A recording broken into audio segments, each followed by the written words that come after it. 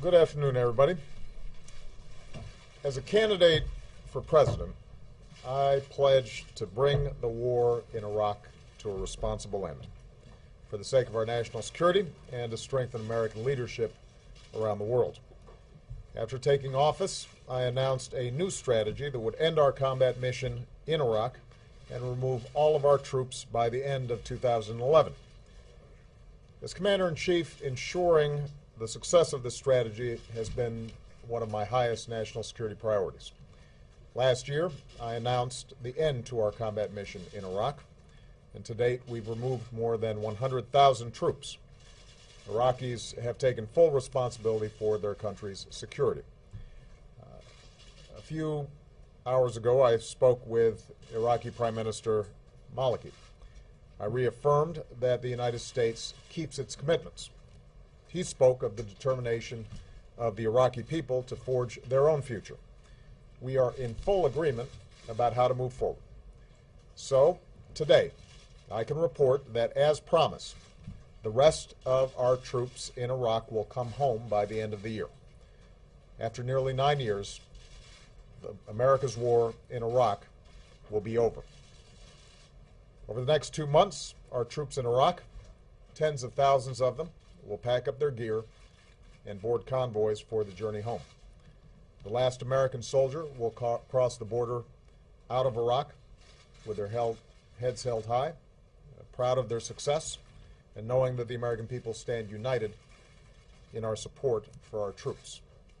That is how America's military efforts in Iraq will end. But even as we mark this important milestone, we're also moving into a new phase in the relationship between the United States and Iraq. As of January 1st, and in keeping with our strategic framework agreement with Iraq, it will be a normal relationship between sovereign nations, an equal partnership based on mutual interests and mutual respect. In today's conversation, Prime Minister Maliki and I agreed that a meeting of the Higher Coordinating Committee of the Strategic Framework Agreement will convene in the coming weeks. And I invited the Prime Minister to come to the White House in December as we plan for all the important work that we have to do together. This will be a strong and enduring partnership. With our diplomats and civilian advisors in the lead, we'll help Iraqis strengthen institutions that are just, representative, and accountable. We'll build new ties of trade and of commerce, culture, and education that unleash the potential of the Iraqi people. We'll partner with an Iraq that contributes to regional security and peace, just as we insist that other nations respect Iraq's sovereignty. As I told Prime Minister Maliki, we will continue discussions on how we might help Iraq train and equip its forces, again, just as we offer training and assistance to countries around the world. After all, there will be some difficult days ahead for Iraq, and the United States will continue to have an interest in an Iraq that is stable, secure, and self-reliant.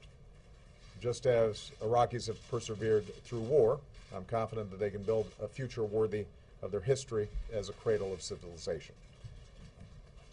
Here at home, the coming months will be another season of homecomings.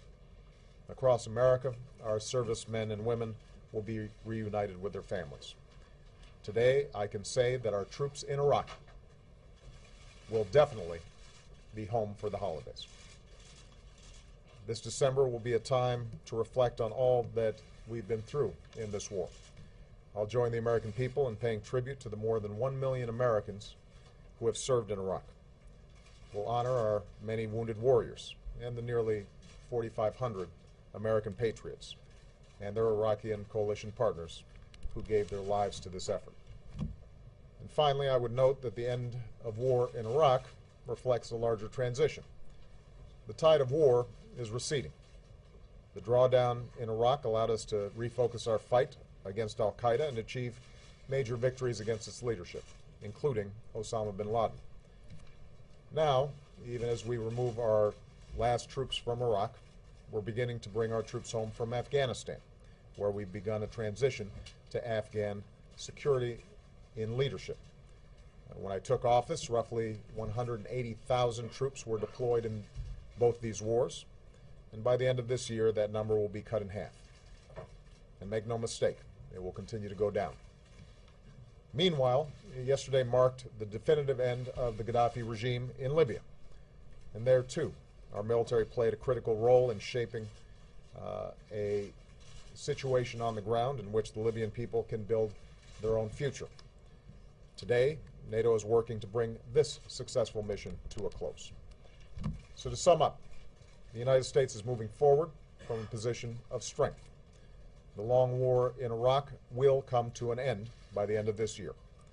The transition in Afghanistan is moving forward, and our troops are finally coming home.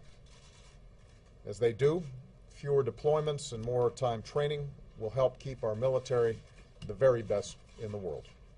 And as we welcome home our newest veterans, we'll never stop working to give them and their families the care, the benefits, and the opportunities that they have earned. This includes enlisting our veterans in the greatest challenge that we now face as a nation, creating opportunity and jobs in this country. Because after a decade of war, the nation that we need to build, and the nation that we will build, is our own. An America that sees its economic strength restored, just as we've restored our leadership around the globe. Thank you very much.